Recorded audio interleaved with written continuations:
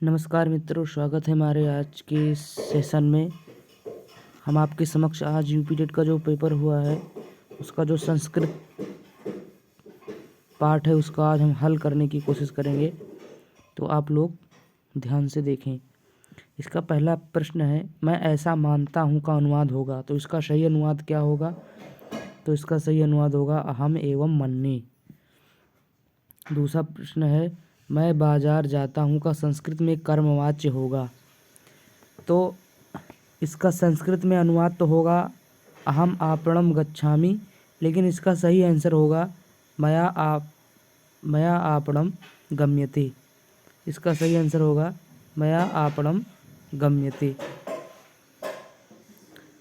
अगला है, पच धातु का अक्ता प्रत्यय लगकर रूप बनेगा, तो इसका सही आंसर हो जाएगा पक्वा। पक्वा इसका आंसर हो जाएगा।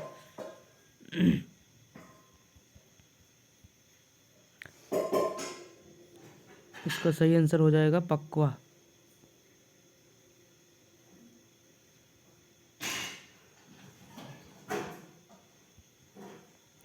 अगला है, पंचनवती संख्या है, मतलब इनमें से कौन सी पंचनवती संख्या है, किसको पंचनवती कहते हैं? तो इसका सही आंसर हो जाएगा 95। तीसरा। अगला है, अव्यय शब्द समूह है, तो 4 ऑप्शन है, इसमें कौन सा ऐसा समूह है जो अव्यय शब्द समूह है?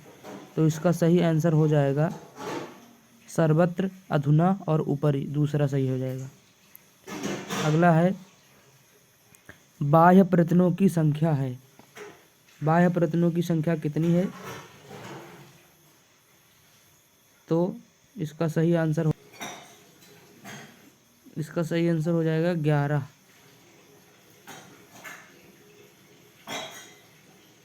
अगला है, मनोरथा उदाहरण है, मनोरथा कहाँ बनता है? तो ये विसर्ग संधि का उदाहरण है। इसका उत्तर हो जाएगा विसर्ग संधि। अगला है, दान के कर्म के द्वारा कर्ता को संतुष्ट करने वाला संप्रदान कारक का सूत्र है, तो इसका सही आंसर हो जाएगा कर्मणा यमभिप्रैति संप्रदानम। अगला है, अंतस्थ वर्ण है, अंतस्थ वर्ण कौन होते हैं? तो यणो अंतस्था। अंतस्थ वर्ण जो यण प्रत्याहार में आते हैं, तो यवाराला, ये सही हो जाएगा। अगला है, मुझे संस्कृत अच्छी लगती है, तो इसका सही आंसर हो जाएगा, इसका सही आंसर हो जाएगा मह्यम संस्कृतम रोचते। क्या हो जाएगा? मह्यम संस्कृतम रोचते। अगला है, संस्कृत साहित्य में किस कवि की रचना को विद्वद औषधम कहा गया है? तो इसका सही आंसर हो जाएगा श्रीहर्ष।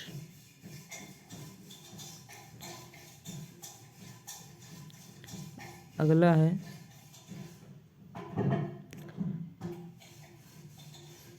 प्रस्तुत गद्य खंड के आधार पर प्रश्न 72 से 74 तक प्रश्नों का सही उत्तर दीजिए। एकस्मिन् अवसरे कदाचित् लक्ष्मी पार्वतीम् अवदत् प्रेम्या गौरी स्वपत्न्युः नाम उच्यताम् अन्यथा अहं क्रीडाब्जेन भवतीं ताडयेम् इति तदा पार्वतीम् अवदत् मम पत्युः नाम शिवः इति। शिवपदस्य अन्यार्थः शृङ्गाला इत्यर्थः मत्वा लक्ष्मीम् अपृच्छत् किं भवत्यावती शृङ्गाला इति मम पतिः स्थाणुरिति निर्दिश्यते इति उक्तवती पार्वती लक्ष्मी अवदत् किं सः स्तम्भः इति सः अस्ति पशुपतिः इति अवदत् पार्वती तां सा पशून् चारयति इत्यर्थः इति अवदत् लक्ष्मी। एतादृशा लक्ष्मी पार्वत्योः संलापः सर्वेषां मंगलाय भवतु। तो इसमें लिखा है शिवपदस्य अन्यार्थः कः? तो शिवपदस्य अन्यार्थः शृङ्गाला। अगला है, गद्यखंडे कया प्रश्नः पृच्छते, तो गद्यखंड में कौन प्रश्न पूछ रहा है? तो लक्ष्म्याः।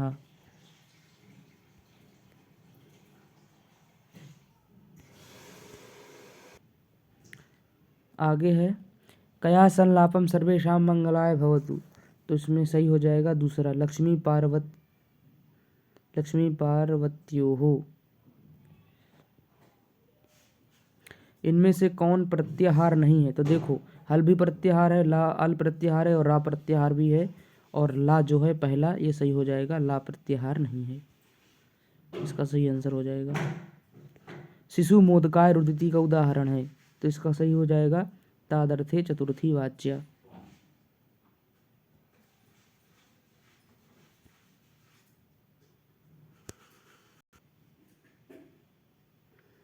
अगला है उच्चई उदाहरण है, तो इसमें उच्चई किसका उदाहरण है? तो उच्चई उदाहरण है किसका? अलिंग का।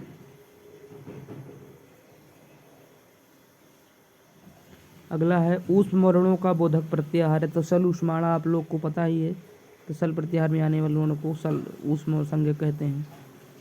आगे है पठानी रूप है, पठानी रूप किसका है? तो पट धातु लोट लकार उत्तम पुरुष एक वचन।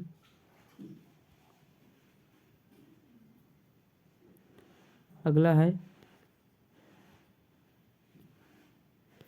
छा मिलकर बना है, को कासा संयोगे छा, इसका मतलब चौथा सही हो जाएगा। अगला है 79 की संस्कृत संख्या नहीं है, तो एकोन सप्तति भी है, 79 ही है, और 9 सप्तति भी है, 79 नहीं है, तो इसका सही आंसर हो जाएगा 79। अगला है दिन भर में पाठ पढ़ डाला, दिन भर में पाठ पढ़ डाला इस वाक्य का अनुवाद है, तो इसका सही आंसर हो जाएगा दिनेन पाठः पठितः। उपकृष्णम में कौन समास है? तो आप लोग जानते हैं कि अव्ययी भाव समास है।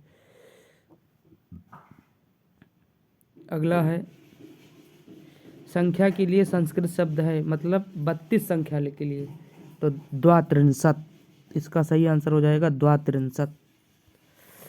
पति शब्द का सप्तमी एक वचन का रूप होगा, तो क्या हो जाएगा? पत्यौ, उसका सही आंसर हो जाएगा पत्यौ। अगला है अट प्रत्याहार के वर्ण हैं, तो अट प्रत्याहार में कौन कौन से आते हैं? तो इसमें है चौथा, स्वर तथा हायावरा, इसका सही होना चौथा।